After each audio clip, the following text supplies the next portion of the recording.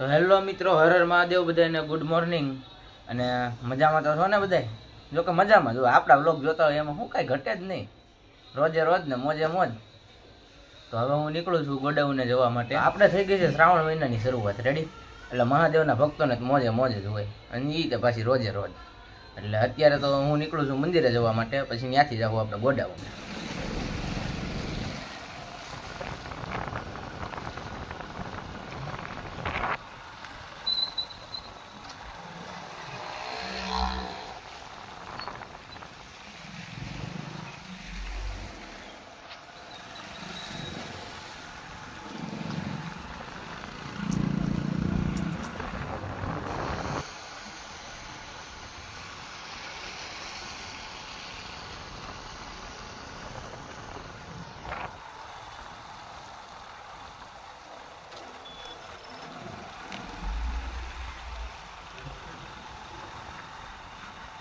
તો મિત્રો, હું આવી ગયો શામધામ મંદિરે.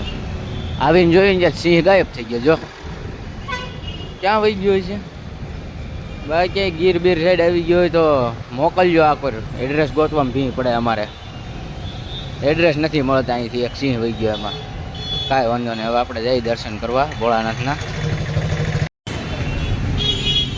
આખી બિલ્લી વાળો ફોન ન ઉચકતો, આજ ભૂલી ગયો. 400 બિલ્લી મંગાવી હતી મેં, 400 બિલ્લી. મને ખબર હોય, હું શોખમાં રાખું.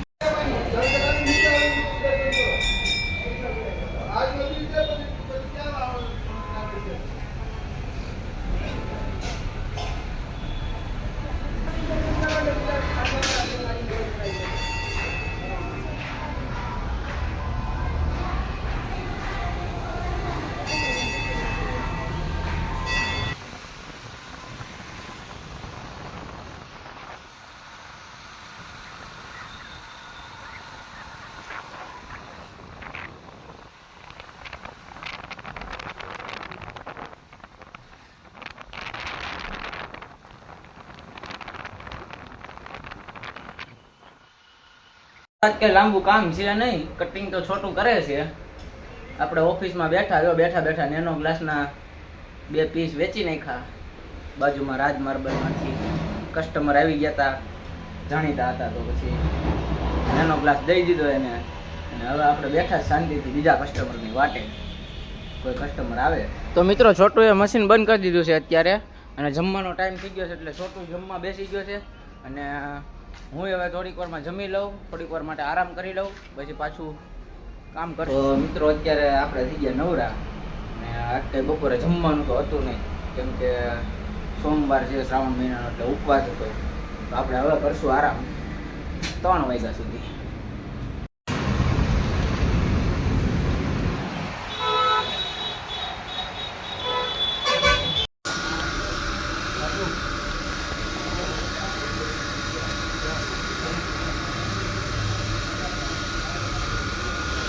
તો મિત્રો, આ પીસ બધે ગ્રાઇન્ડરથી કાપી નાખા, નાના કરી નાખા.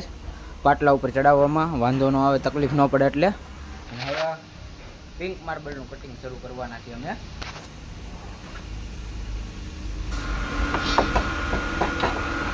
પછી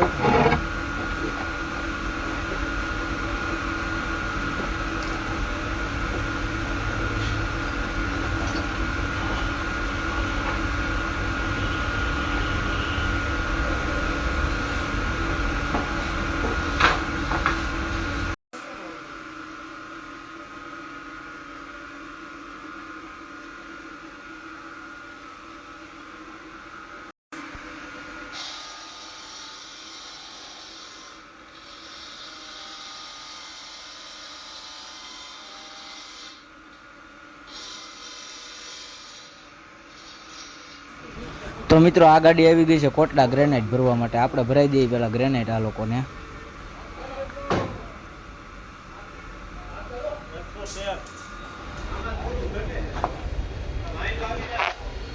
લગા દે.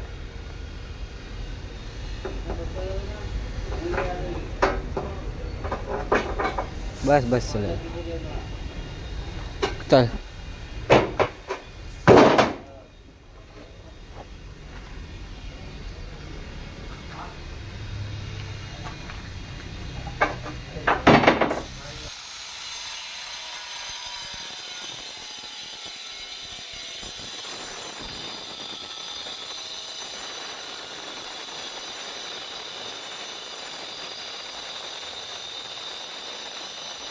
તો મિત્રો આપણા ગોડાઉન આવી ગયું છે 19 ફૂટ આઈસર ગ્રેનાઇટ ભરવા માટે.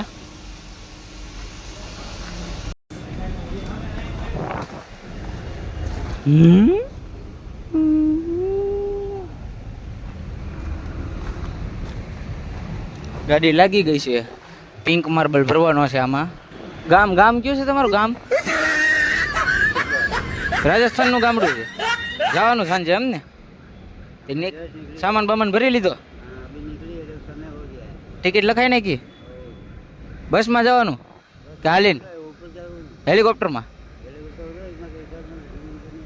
હા. તો મિત્રો તમે એવું વિચારી રહ્યા છો કે આ આટલા બધા જણા ભેગા થઈને કરે છે શું?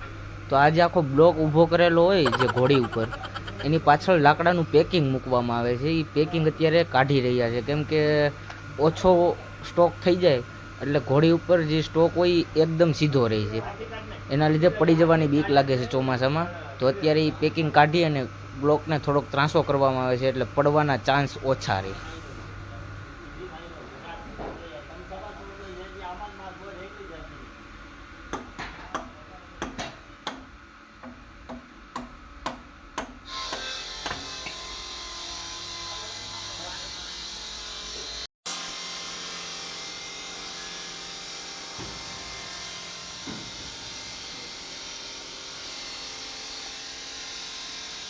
ગાડી લોડ થઈને નીકળી ગઈ છે ગોડાઉનમાંથી પિંક માર્બલની.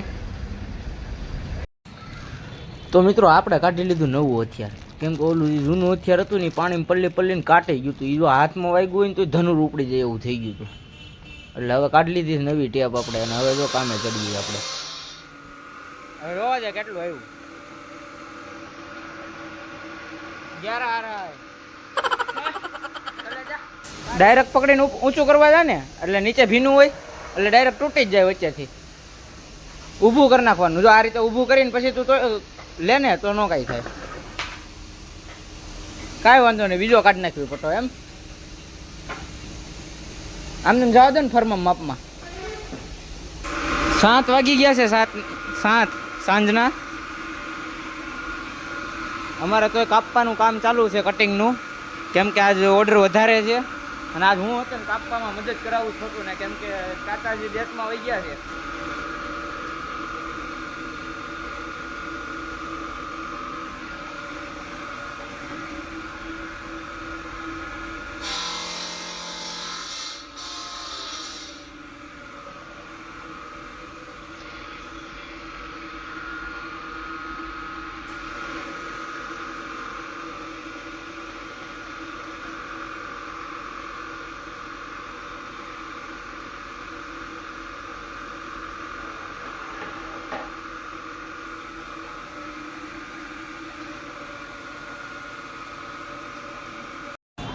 તો મિત્રો અત્યારે વાગી ગયા છે 8 અને આપણે ઓફિસ બંધ કરી દીધી છે. કામ બધું પૂરું થઈ ગયું છે એટલે હવે હું ઘરે જવા માટે નીકળીશ અહીંથી.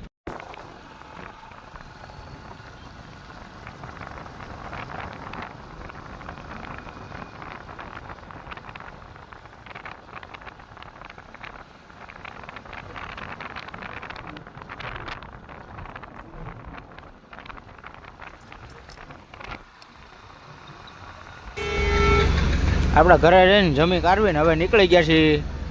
સમિયાનું મંડપ નાખવા જવાનું છે એક જગ્યાએ તો ટેમ્પો લઈને આપણે નીકળી ગયા છીએ.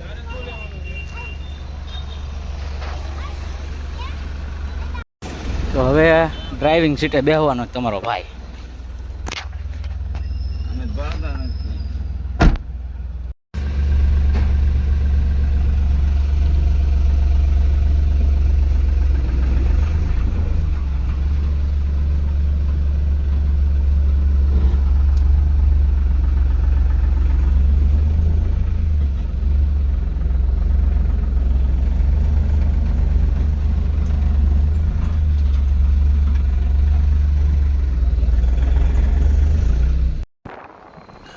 આપણે ટેમ્પો ગોડાઉને મૂકીને નીકળી ગયા હવે ઘરે જવા માટે.